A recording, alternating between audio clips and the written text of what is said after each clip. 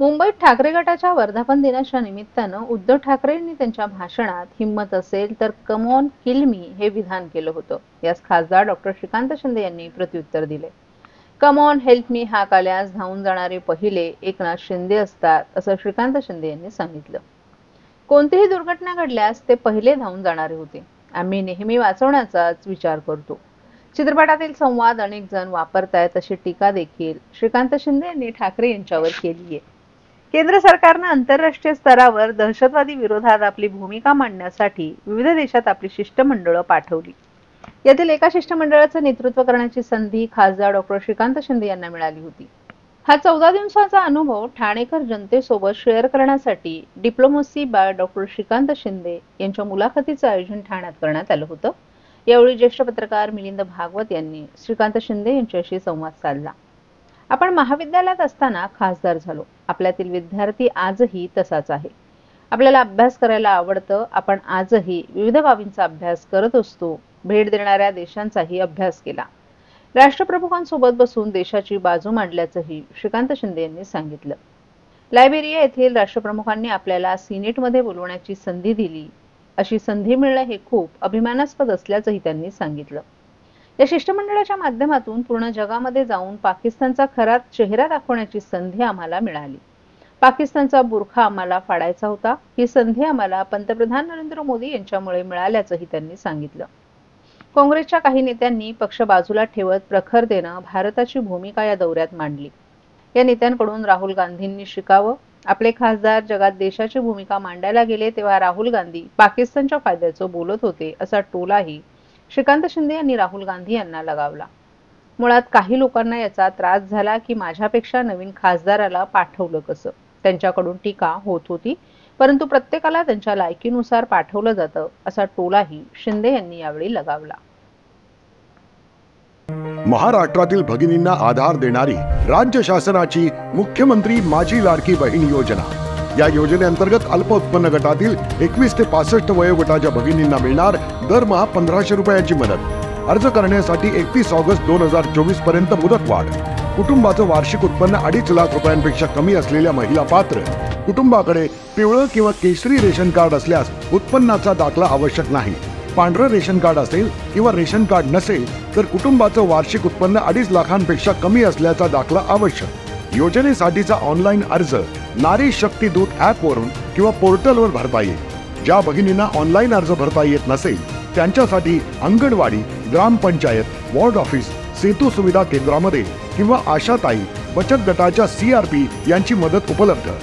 आता आपल्याला अभिमानानं म्हणता येईल, सुखी आणि सुरक्षित आहे माझी लाडकी बहीण.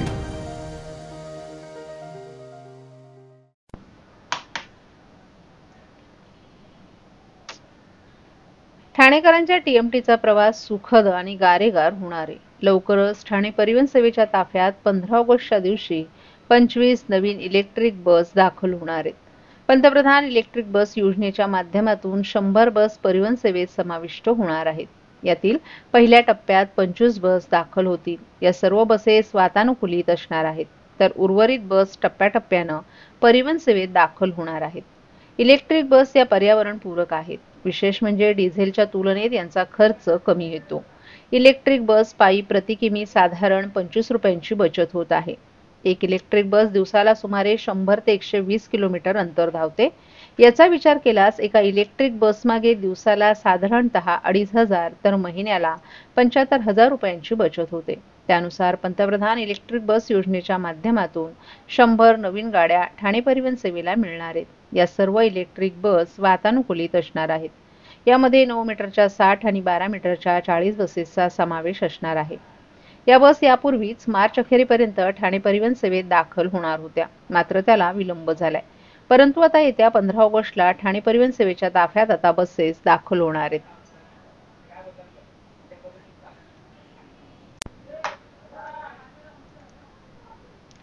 ठाणेकरांसाठी एक महत्त्वाची बातमी आहे. ठाण्याच्या कासरगोळी वाहतूक उपविभागानं मुंबई मेट्रो लाईन 4 साठी सुरू असलेल्या बांधकामांच्या पार्श्वभूमीवर एक वाहतूक परिपत्रक जारी केले.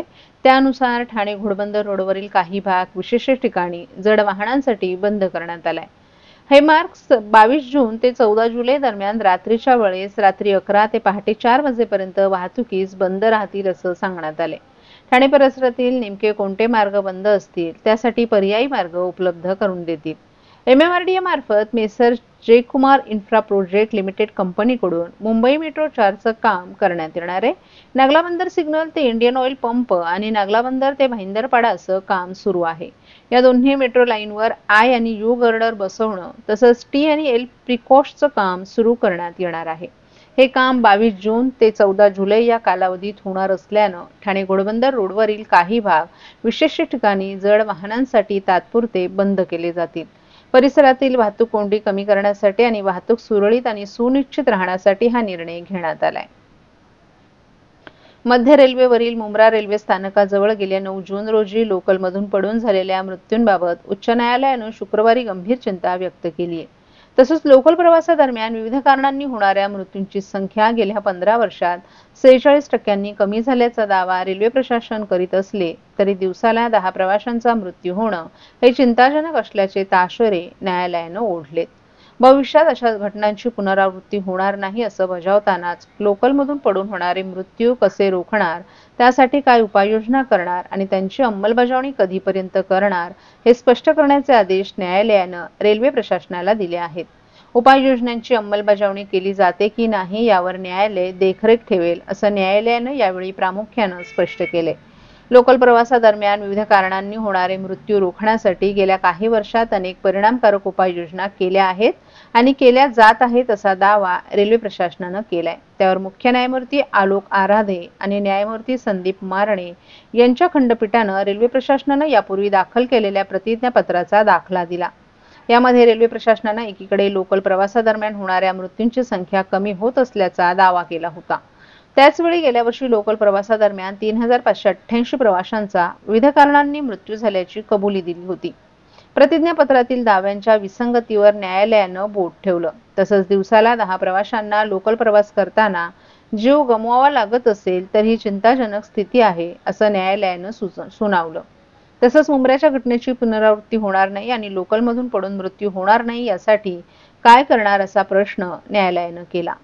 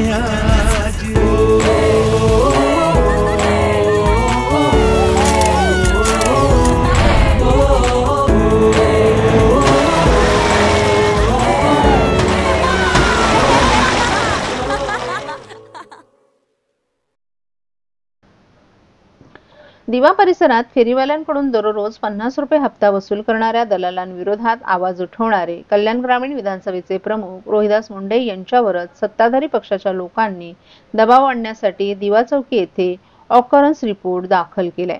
या प्रकाराविरोधात आज कल्याण जिल्हा प्रमुख दीपेश म्हात्रे आणि कल्याण जिल्हा संघटक तात्यासाहेब माने यांच्या नेतृत्वाखाली एका शिष्टमंडळानं मुंब्रा पोलीस स्टेशनचे वरिष्ठ पोलीस निरीक्षक अनिल शिंदे यांची भेट घेऊन फेरीवाल्यांकडून रोज हप्ता वसूल करणाऱ्या व्यक्तींवर तात्काळ गुन्हा दाखल करावा अशी लेखी मागणी केली. रोहिदास मुंडे यांनी स्पष्ट केलं की दिवा परिसरातील रस्ते, फुटपाथ हे नागरिकांच्या वापरासाठी आहेत. हप्ता वसुली करत अनधिकृतरित्या व्यवसायास प्रोत्साहन देणाऱ्या व्यक्तींना पोलिसांनी पाठीशी घालू नये. आपण फक्त जनतेच्या हक्कासाठी लढा देत आहोत असं सांगितलं. ही घटना म्हणजे जनतेसाठी लढणाऱ्या आवाज दाबण्याचा प्रयत्न असून संबंधित अधिकारी आणि गुन्हेगार यांच्यावर योग्य ती कारवाई न केली तर तीव्र आंदोलन उभारण्यात येईल असं जिल्हा प्रमुख दीपेश म्हात्रे यांनी सांगितलं.